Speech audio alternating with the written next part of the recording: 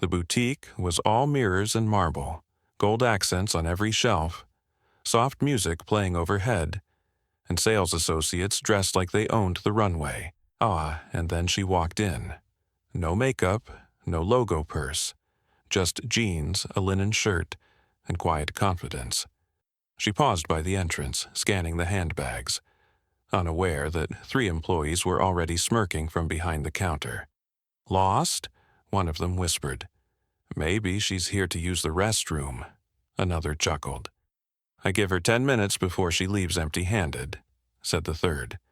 She smiled politely and approached the display. "Excuse me, could I take a look at this one?" she asked. The employee didn't even hide her disdain. "Those start at $14,000, she said slowly, as if explaining it to a child. "That's all right," the woman replied calmly. "I'd just like to see it." The saleswoman sighed, picked up the bag with 2 fingers and dropped it on the counter like it might break. Behind her, more laughter. A nod toward the security guard. But what none of them knew, the man about to walk through those doors wasn't just her husband. He was the silent majority shareholder of the very brand they worked for, and he hadn't come to shop. He'd come to change everything. Her name was Mariam Zahid, soft-spoken, steady, and uninterested in being noticed for the wrong reasons. She didn't wear designer clothes, not because she couldn't afford them, but because she simply didn't need them to feel valuable. To Mariam, confidence was not stitched into fabric. It was built over time, through choices, patience, and self-worth. She had been married to Imran Zahid for 8 years, long before the world knew him as the tech billionaire who disrupted the global fintech industry. Back when he was coding through the night, building software in coffee shops, Mariam was the one who brought him tea, challenged his ideas, and believed in his vision when no one else did. Now, he was quietly one of the wealthiest men in the country. But you'd never know it, because like her, he believed real wealth didn't need to speak for itself. That morning, Mariam had simply been running errands when she passed by Maison Aurel, a luxury boutique she used to admire through the window as a teenager. Imran had always told her, "If you ever want anything from there, just say the word." She never did, but today she thought she'd finally stop by. No appointment, no stylist, just curiosity. She walked in with calm eyes and a soft smile, and was met with scoffs, stares, and the kind of customer service reserved for people they assumed couldn't buy a keychain. She didn't react. She stayed graceful. She didn't mention her name, didn't flash a card, didn't call her husband, but she did text him, not to complain, just a light note. "Tried checking out that store you mentioned. Looks like I'm not the right type. See you for lunch?" What she didn't know was that Imran wasn't in a meeting. He was already 5 minutes away, and carrying a contract that had been in the works for months. Because in just a few hours, the name on that storefront would belong to her.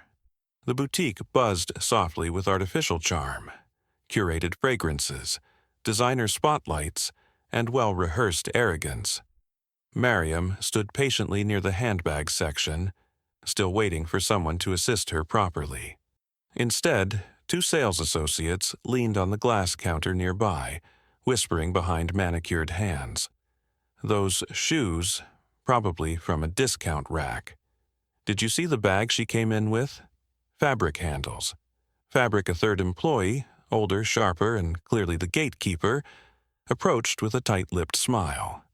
"Ma'am, you're welcome to browse," she said, "but please be aware, this isn't an outlet. We deal with exclusive clientele." Mariam met her eyes calmly. "I understand. I'm only looking."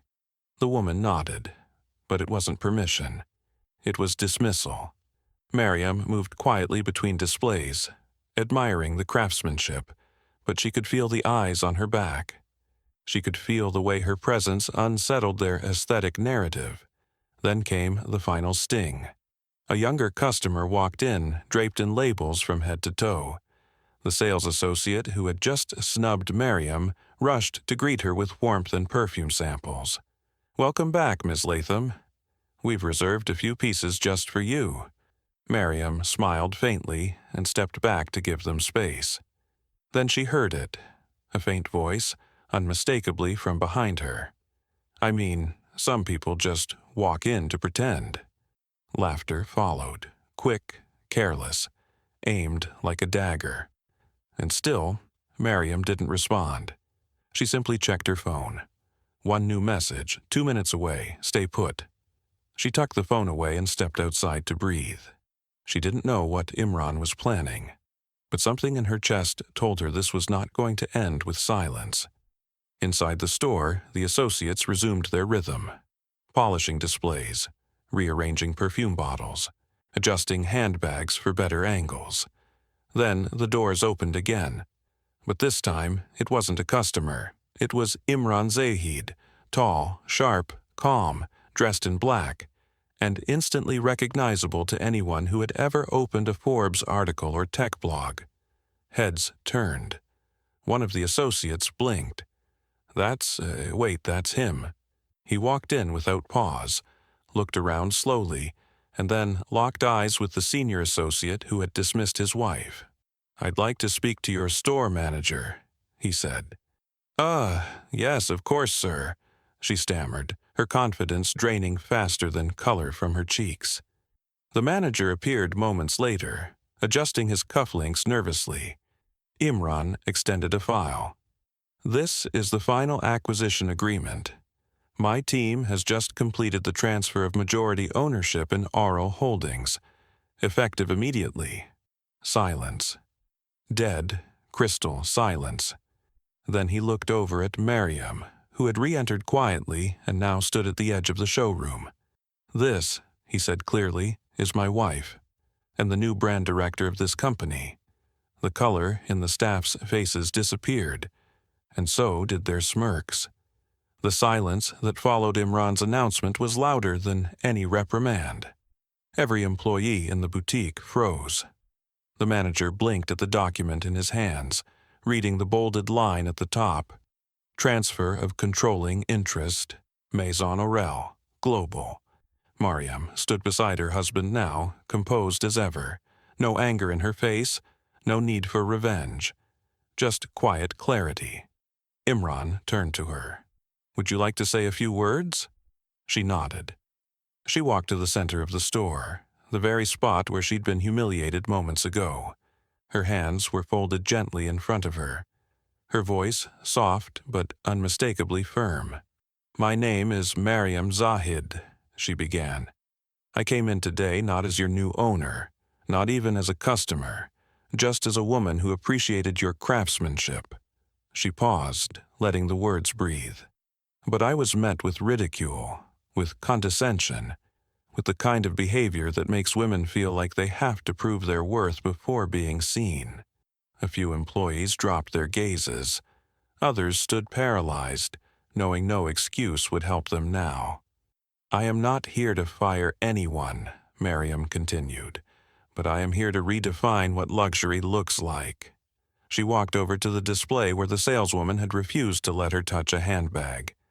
This brand once stood for elegance, for refinement, for excellence in craft. That should extend beyond the stitching of your handbags, to the tone of your service, the grace in your welcome, and the respect you offer every person who walks through that door.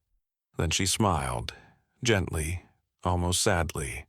"If someone needs to wear their wealth in order to earn your attention, then what you're selling isn't luxury, it's insecurity." No one dared speak. Imran placed a hand on her shoulder, pride radiating from him without a single word. "Effective immediately," she continued.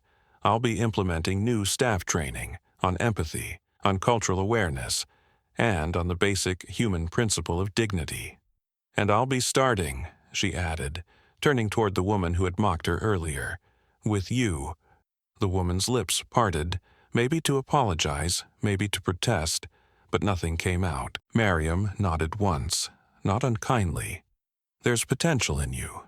You just need to relearn where real value begins."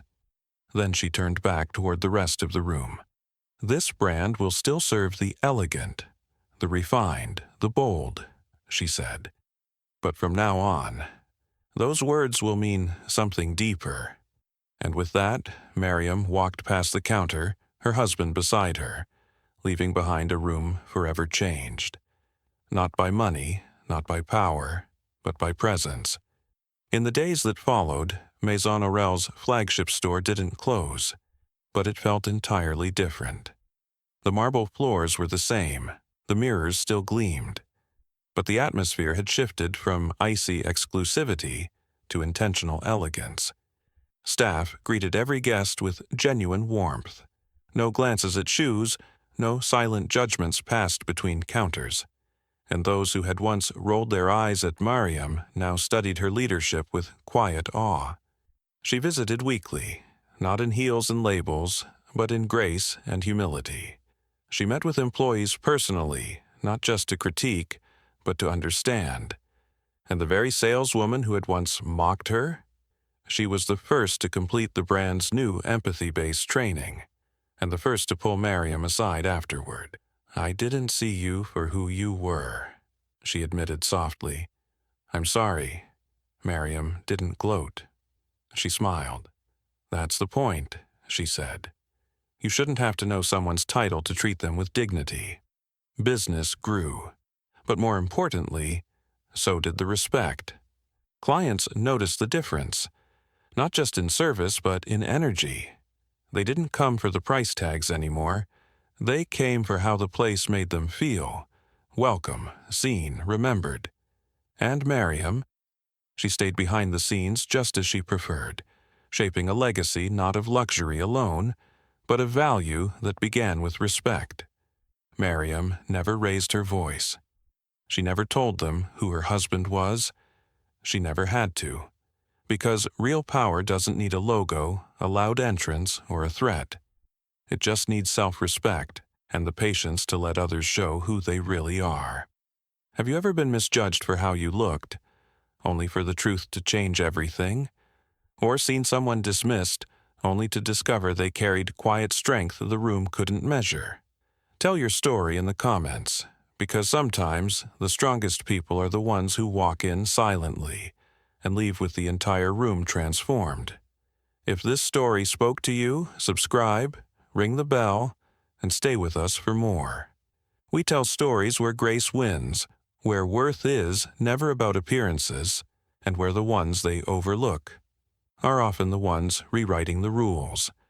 And remember, you don't need to own the brand to hold your value. But if you do, make sure you use it to raise the standard.